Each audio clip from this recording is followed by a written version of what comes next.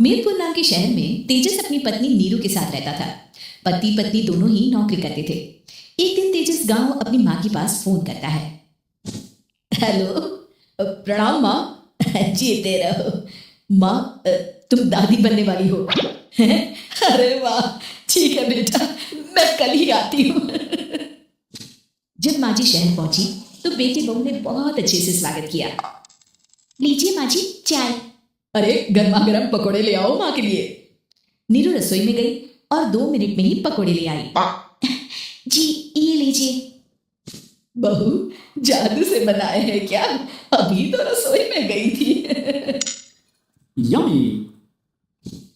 माँ जी शीला रसोई में पकोड़े तल रही है, मैं बस लेकर आई। हे भगवान, मेरा धर्म भ्रष्ट कर दिया तूने। तो गंगा जल से शुद्धिकरण करना होगा। दूसरे दिन, माँ जी मैंने नाश्ता बना दिया है, ऑफिस जा रही हूँ। पर अभी तो घर का सारा काम पड़ा है। शीला आती ही होगी, झाड़ू पोछा बर्तन कपड़े वो सब कर लेगी। हमारे जमाने में घर का सारा काम हम ही करते थे। जी माँ जी आप बहुत होशियार हैं, मैं घर ऑफिस दोनों नहीं संभाल पाती। तो जरूरत क्या है घर से बाहर जाकर चाकरी करने की? वैसे भी घर का काम खुद करने से घर में बरकत आती है, समझी? पर माँ जी। पर वाला कुछ नहीं, इस महीने की पगार मिले फिर ऑफिस बंद है। हाँ। रात को नीरू तेजस से कहती है, सुनिए जी, माँ जी बोल रही थी कि मैं नौकरी छोड़ दूं।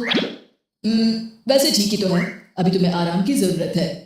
फिर भी आराम कहाँ, शीला को छुड़ाने के लिए बोल रही थी।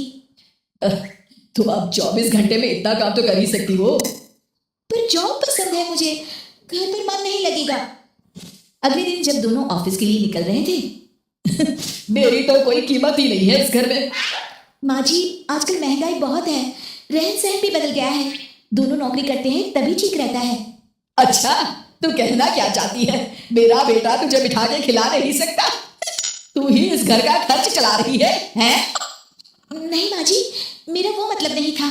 मतलब खूब समझती हूँ, ये बाल धूप में सफेद नहीं किए मैंने। हाँ। अब तो ये रोज का काम हो गया था। तेजस भी रोज की झिकझिक से परेशान हो गया था। एक दिन उसने कहा, नीरू वैसे भी तुम्हें मैटरनिटी लीव मिलने वाली है तो अभी से ही छुट्टी ले लो। पर क्या, मेरी सैलरी अच्छी खासी है। आखिर नीरू ने रिजाइन कर दिया। जब बच्चा हुआ तो घर में सब बहुत खुश हुए। कुछ दिनों बाद तेजस फाइल देख रहा था। क्या हुआ तेजस, कुछ परेशान लग रहे हो? हाँ, वो हमारी जितनी सेविंग्स थी वो तो हॉस्पिटल में और छठी के फंक्शन में खत्म हो गई है नीरू। और अभी वैसे मंदी चल रही है तो मैं बोल रही थी कल मुन्ना को हेपेटाइटिस का टीका लगवाना है। नीरू क्या पोस्टपोन नहीं कर सकते? नहीं जी बिल्कुल नहीं।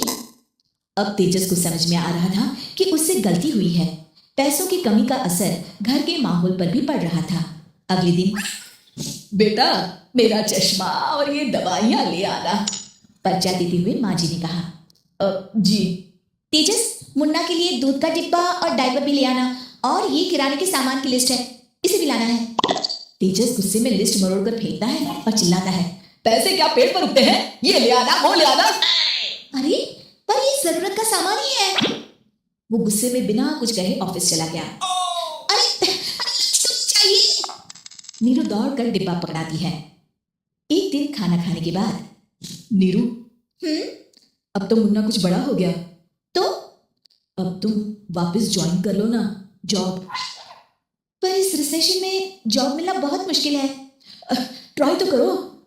फिर मुन्ना? माँ जी है ना, और एक फुल टाइम मेड भी लगा लेंगे। पर माँ जी उन्हें तो पसंद नहीं। तभी माँ जी वहां आ जाती है और प्यार से नीरू के सर पर हाथ फेरते हुए बोलती है, अब मेरी समझ में आ गया बहू, पहले के और अब के समय में अंतर है। तुम काम शुरू करो, मुन्ना की जिम्मेदारी मेरी। मेरी प्यारी माँ जी। ये कहकर नीरू उनके गले लग गई। शिक्षा, परिवर्तन संसार का नियम है, हमें भी समय के साथ चलना चाहिए। उम्मीद है कि आपको हमारी ये कहानी पसंद आई होगी। कृपया हमारे चैनल को सब्सक्राइब करें और सभी अपडेट्स के लिए बेल आइकन जरूर क्लिक करें। और हाँ, वीडियो लाइक और शेयर करना मत भूलिएगा। Bye bye.